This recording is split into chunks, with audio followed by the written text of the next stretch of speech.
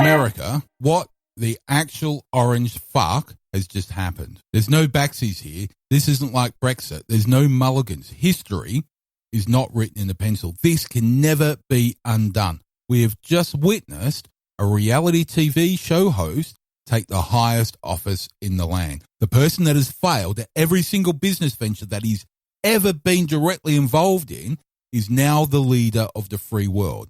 The clown that had 3 casinos go bankrupt has command of the biggest army the world has ever seen. 3 casinos failed. The only business where people walk in with a shitload of money and walk out with nothing failed.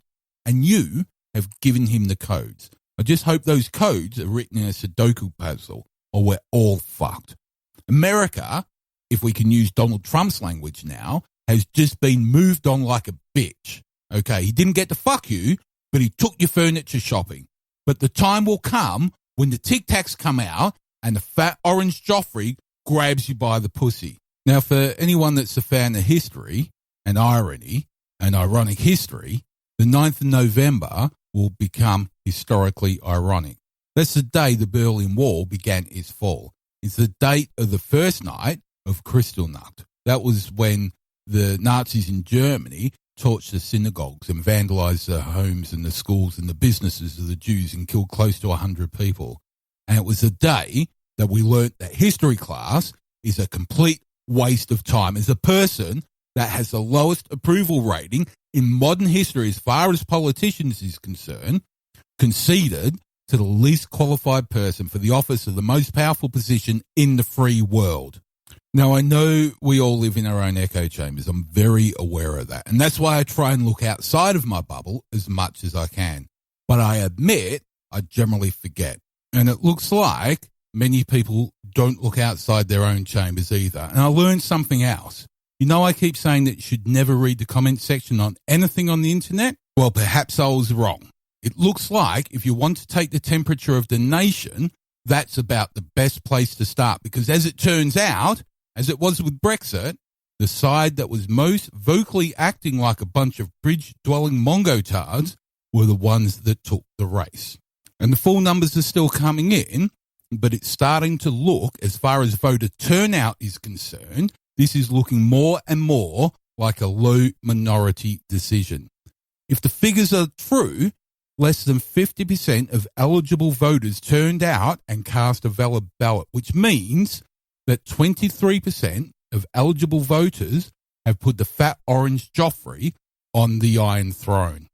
Worse than that, and again, these numbers need to be verified, but take away the normally Democratic voters that cast their ballot this time against Clinton, the figure drops to under 20% actual true Trump supporters. And that beggars belief. I know I've talked about voter apathy in the past, and voter suppression is a real issue, and voter suppression will have consequences in the results. And I'll get to the voter demographics another day when the stats are confirmed. But there are a shitload of people right now really, really angry and upset about this result. And they are angry at the 23% that voted for Trump. Well, they're angry at the wrong people. They need to be angry. Yes, they need to be pissed off. Yes, they need to be fucking pissed off. But they need to be pissed off at the 51+% of Americans that are eligible to vote and didn't. And like it or not, you must respect the opinion of the Trump voters, just as they must respect the opinion of anybody else. That's all a part of a democratic society. Everyone gets a vote, everyone gets their say. But this is so much different to the Brexit decision in that turnout for Brexit was nearly 73%. And we now know that many Remain voters didn't cast a ballot because they thought it was going to be a clear win. But for my friends over the pond, more of you decided not to be a part of democracy. And as far as I'm concerned, anyone that made a conscious decision not to be involved in the process does not have the right to be angry at the outcome. And I can hear you. I know you're yelling at me now. I get it. For a lot of people, it's very hard to get to the polls. And for the people that were stopped from taking a part in the process, you get a free pass. No one gets to be angry at you, especially the ones that have had the right to vote taken away from them. I get that you live in a country where you have a national holiday for Christopher Columbus. You get a day off work for a megalomaniacal genocidist, but you don't get time to vote. I get it. But there are ways and means if you really want to get to the polls. And I know that's pretty easy for me to say sitting on my fat ass in a country whose government actually encourages the democratic process. I get it. You live in a country where the government does not want the average person to vote. So what do? Do you sit there and take it like a little bitch, or do you do something about it? And before I get too far into this, something else that is absolutely identical with Brexit is the amount of people saying things along the lines of, you lost, get over it. Now that there is just a cunt move, especially given the policies of Dum Dum. The policies that Dum Dum has been putting forward. If you're a gay Latino Muslim with a motor function disorder looking for some woman's sexual health services, essentially you're fucked. All right. That's very broad spectrum sarcasm, but when you look at it in depth, there are lots of groups that are panicking. And again, to draw the comparisons, the day after the Brexit results, the bigots were out in the streets, literally telling people that they won, so go back to wherever the fuck it was you come from. And there are early reports of this happening already in the USA, but so far, thankfully, not to the scale that we saw in some places here in the UK. But Muslim women are hiding away or dressing in American fashions. This is day 2, for fuck's sake. He doesn't actually take the throne for 10 weeks yet. I got a message from a listener this morning, an American. He was about to come out to his family. He messaged me, and obviously leaving names out, all the message read was, back in the closet, throw away the key. In episode 38, I told you that 1 in every 2 trans people will attempt suicide. Now, I know 3 trans women, so this little ratio scares the shit out of me. And this morning on the news, we learnt that the suicide helplines are struggling to keep up. Now, I know there are some fellow veterans listening, and like most of them, I tend to keep that part of my life to myself, but I need to break that rule just to make this point, because like all the other vets, I've seen firsthand what a dictator or an out-of-control government can do. I sat there in a UN compound with an old man who had just lost his entire family, his wife, his children and grandchildren, 3 generations of a family all at once. In the same compound, I walked around with a clipboard with photos trying to find children that had been separated from their parents. I didn't match any. And if you think that can't happen in the precious land of the free, think again. You think that a government won't send armed forces to subdue a civilian population? Go and visit the Sioux Nation people at Standing Rock. You can do it from the comfort of your own armchair. Just go on YouTube and you will see the militarized police force, including snipers, including anti-mine vehicles, shooting rubber bullets and dousing the civilians, the natives, the actual owners of the land that a private corporation has taken over with pepper spray, while the unarmed protesters are singing songs and saying to the police, I love you. We all love you. We know you're just doing your job. They even went as far as trying to plan an aggressor in the camp last week to encourage violence. The police and government are supporting the company that has actually defied the government's regulation. The government are pointing their guns in the wrong direction. Where are the Second Amendment fanatics right now? The government have sent an armed presence to control unarmed civilian. That's what the Second Amendment is all about. It's for a well-regulated militia to ensure the security of a free state. That means when the state starts to point guns at civilians in favor of the corporations, when the security of the state is overturned to protect the capital interest of a corporation, the well-regulated militia have the right to stand in and protect the people of the state. The Second Amendment isn't about massing arms so you can revolt when the woman in the pastel pantsuit wins the election. That's called a revolution. That's different. So if you don't think this shit can happen in the land of the free, it's happening now. But no one's giving it a second thought because it's not happening to the white evangelical Christians or the Bundy family. And while you're Googling, look up Sheriff David Clark. He's touted to be Trump's Secretary of Homeland Security. And if that happens, all bets are off. That's like putting Rolf Harris in charge of a daycare centre. Everyone is fucked.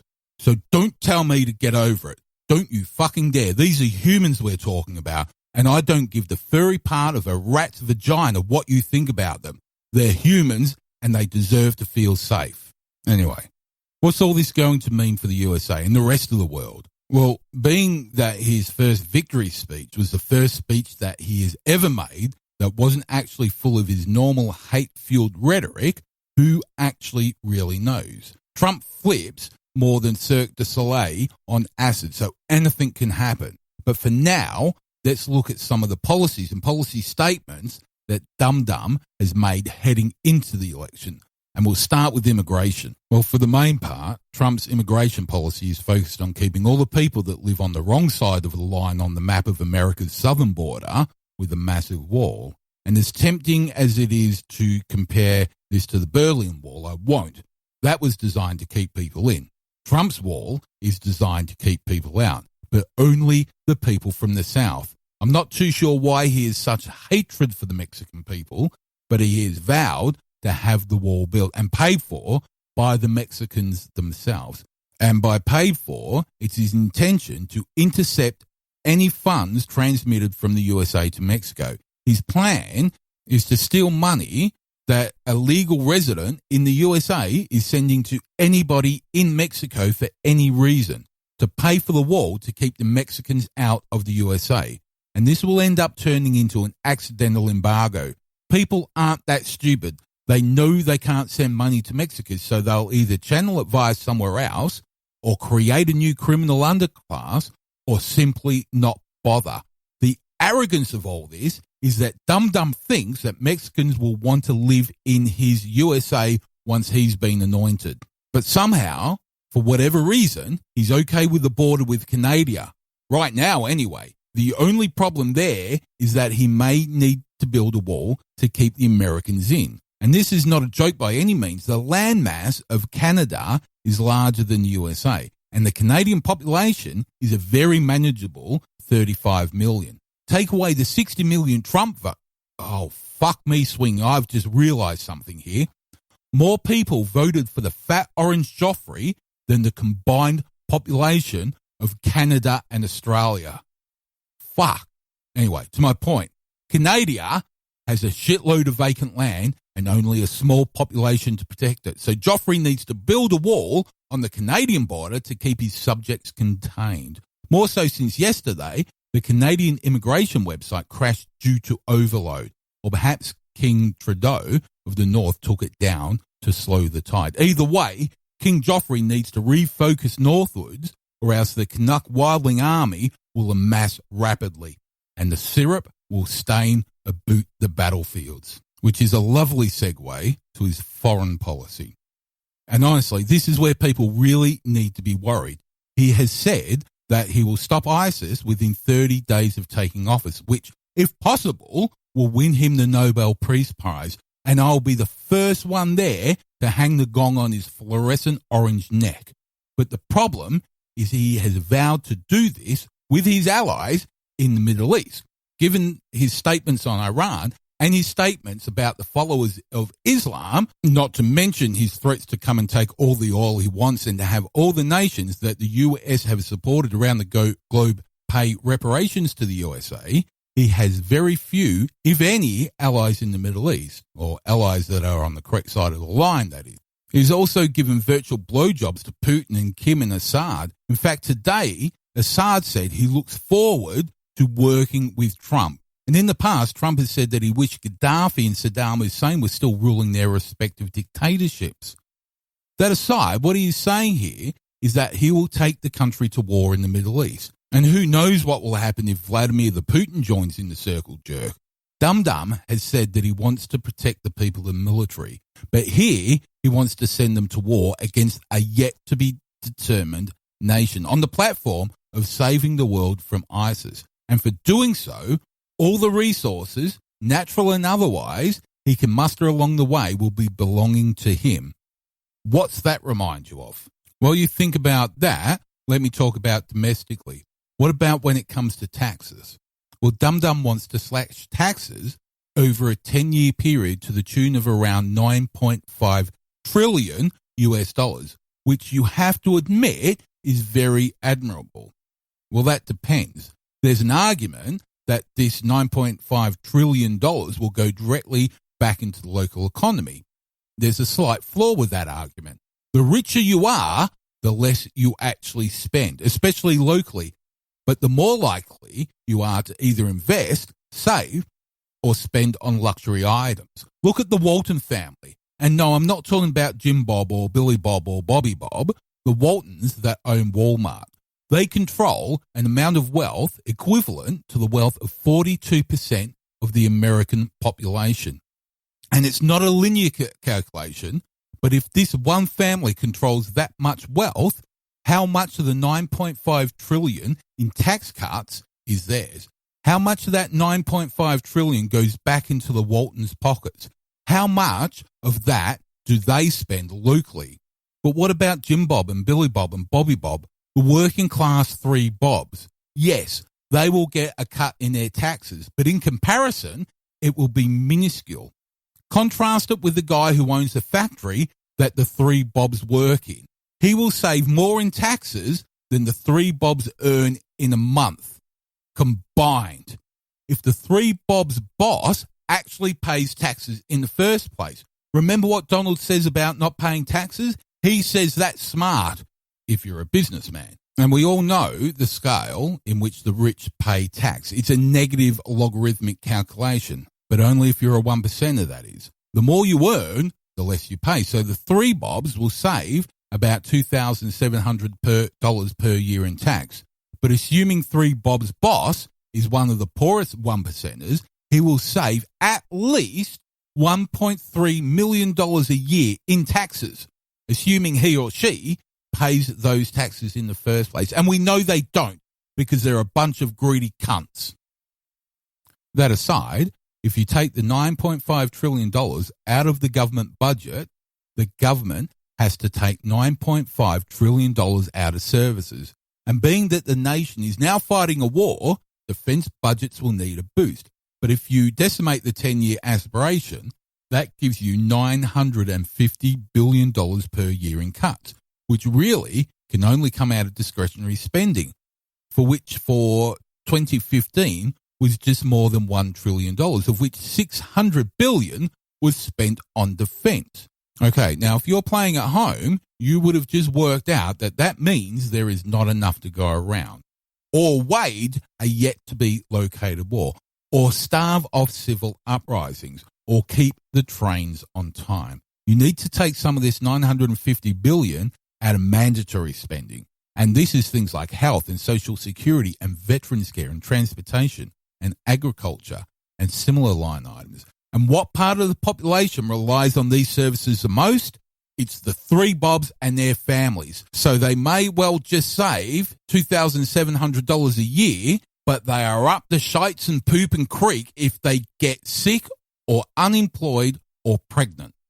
And talking about getting sick, one of the first things the Walking Tangerine has says he will repeal is the Affordable Care Act. But they don't call it that. They call it Obamacare, because Affordable Care Act sounds exactly like it is. It's affordable care. Obamacare sounds like a terrorist drinking baby's blood. And this is a whole episode in and of itself, the Affordable Care Act, not drinking the baby's blood, so I won't bore you with it too much. But yes, the Affordable Care Act has its problems, but it has less problems for the people that need it the most. Let me refresh your memories. The Affordable Care Act has given health insurance to as many Americans as all of Australia's population. That's more than 24 million people. 24 million Americans can get health services now that they couldn't get before Obamacare. And I don't mean boob jobs or ingrown toenail removal. I'm talking about life-saving treatment. It's a fact that 62% of all bankruptcies in the US are related to medical expenses, even for people with insurance. So that's a massive problem there. But rather than fix the problem, everybody is tacking a potential solution. Worse than this, Trump wants to obliterate the Affordable Care Act completely so that the poorest, the three Bobs, and their families have nothing. Let me have a final word on medical costs in America. To give birth to a healthy baby with no complications, on average, will cost the parents about $10,000.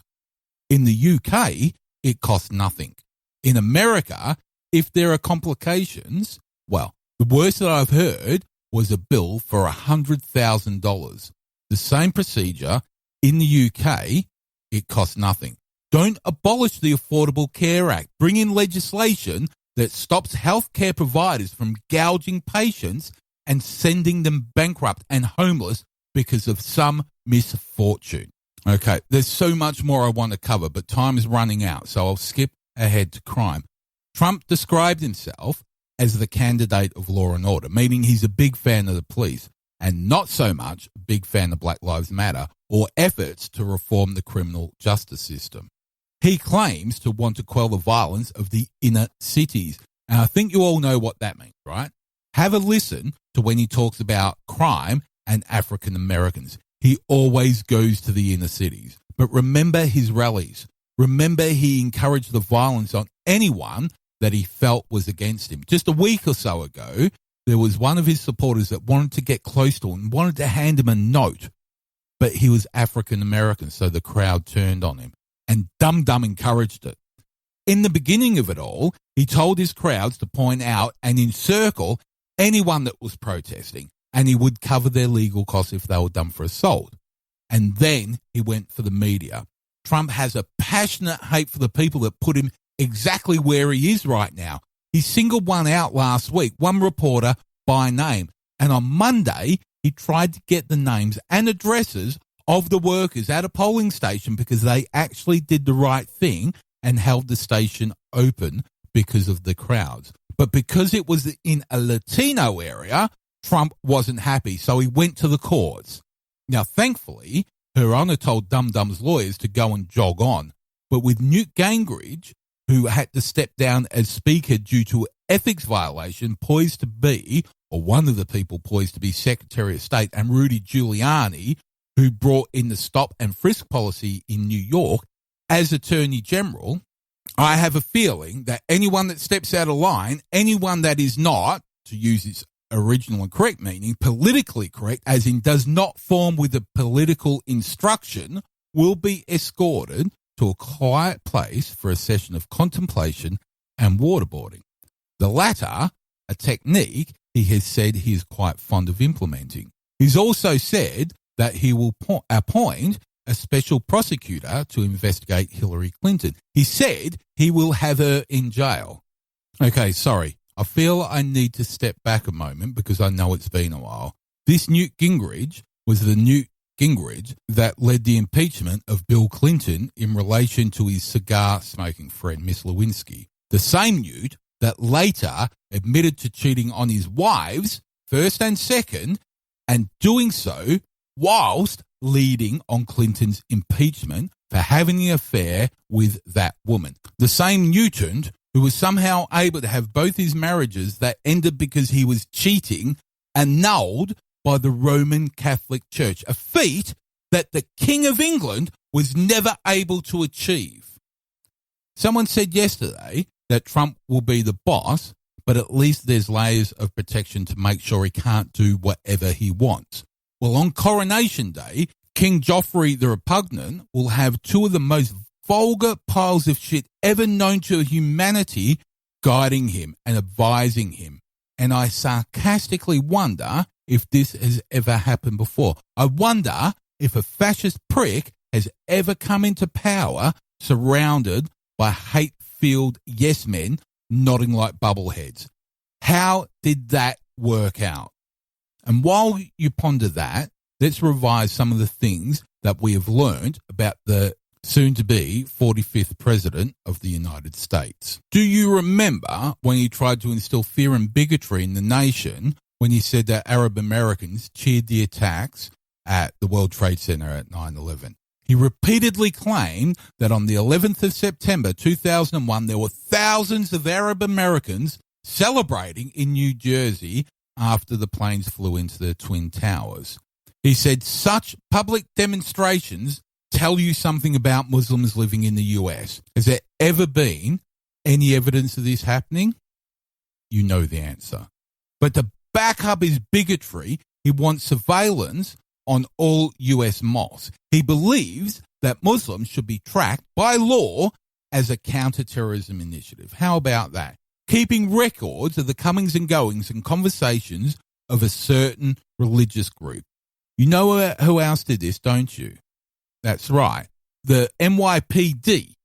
And they did that after 9/11. And what did they discover? 3/5 of fuck all. Let's see if Nate Silver can calculate those odds. But how about those videos from 2005 where it showed, or you heard, Trump making obscene comments about women? This triggered numerous claims of alleged sexual harassment. In one of the cases, he suggested at a rally that one of the accusers was not attractive enough to be harassed. People who worked at his shitty TV show, The Apprentice, accused him of rating female contestants by their looks. A former Miss Universe said that he called her Miss Piggy after she gained weight.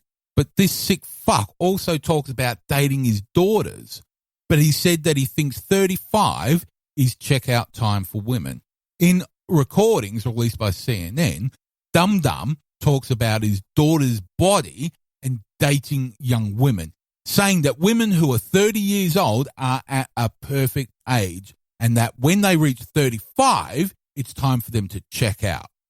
Worse than that, I'm sorry if this is a trigger. You know I normally won't apologise for much at all, but this is serious. Do you ever wonder why women don't report or underreport sexual assaults? We have a man here that has at least a dozen women come forward and say that he has done exactly the thing that he told Billy Bush and the world for that matter that he does to women. 12 have come forward, and yet this vulgar creature can still become President of the United States of America. How does anyone expect justice when this shit happens? Can it get worse? Well, you tell me. He says a mass deportation of the estimated 11 million illegal immigrants living in the US should go into effect. He does not support creating a new path to citizenship for undocumented workers.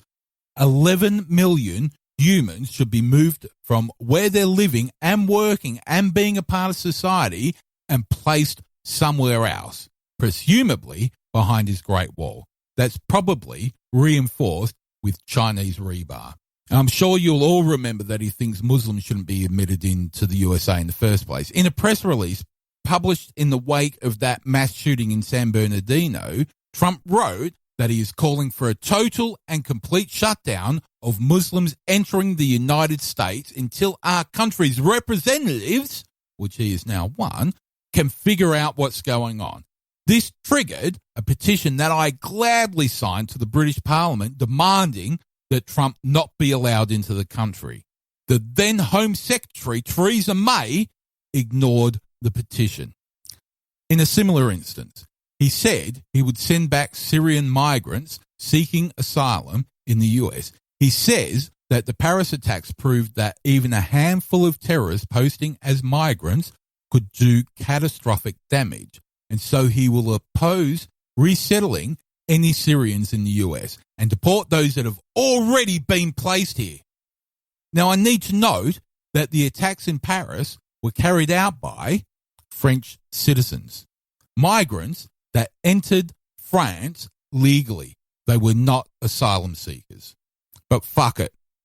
In for a racist penny, in for a racist pound. He says that China should be taken to task on a number of issues in order to make trade with the US more equitable, even though he uses China to manufacture his range of shitty ties. And he buys Chinese steel for his buildings, taking jobs away from the three Bobs he claims to be there to support and make three Bobs country great again. I don't want to go off too much on a tangent, so very quickly, the Chinese government helps Chinese manufacturers get into the American market and subsidizes them so they can sell their products much cheaper than it actually costs to produce in some cases. And the Chinese have been open about this. They don't hide the fact that they do this to force their American competitors out of business, giving the Chinese producers the edge. There's nothing illegal at this at all. And Trump buying from the Chinese is not illegal. It's very legal. But he put it on his fucking hat. How can you make America great again if you send billions of American dollars to China and watch as the Chinese government forces American foundries to close? Those pictures last week of the plants that had shut down, all of those out-of-work factory workers that were hailing Dum-Dum as their savior, fuck me swinging. He helped put them there. He took their jobs. He took the money out of America and he gave it to the Chinese. And by the way, guess who owes a fuck ton of money to the Bank of China? How much? Well, that's hard to say. When he filed his papers, he disclosed just over $300 million in debt. But the New York Times investigated this and found out that his businesses owe more than $650 million. And when Clinton asked him about this in the first debate, she asked if he owed this much. He replied, $650 million isn't really that much money. Yes, I'm sure Jim Bob and Billy Bob and Bobby Bob would agree with you, except for they just got evicted from their homes because they lost their jobs, because the steel factory shut down, because everyone was importing Chinese steel, so they didn't have health insurance when their wives went into labor, and they couldn't afford the hospital bill, because rather than stop the hospitals from sucking every penny out of its patients, you fat sack of ginger pubes, took away what little shitty health cover they had, all because and only because it was called Obamacare. And you just couldn't let the first black president have any legacy at all, you selfish fuck. Right. Now that I've said all that, let me regale you with the wise words of a wise man whose wise words are wiser than mine will ever be. A few weeks back, Michael Moore made this prophecy, and I quote, "He is saying the things to people who are hurting. It's why every beaten down, forgotten, nameless stiff who used to be part of what was called the middle class loves Trump. He is the human Molotov cocktail they've been waiting for, the human hand grenade that they can legally throw at the system which stole their lives from them. On November 8th, the dispossessed will walk into the voting booth and be handed a ballot. Close the curtain, take that lever, and put a big fucking X in the box by the name of the man who has threatened to upend and overturn the very system that has ruined their lives. Donald J. Trump. Trump's election is going to be the biggest fuck you ever recorded in human history, and it will feel good." Michael Moore.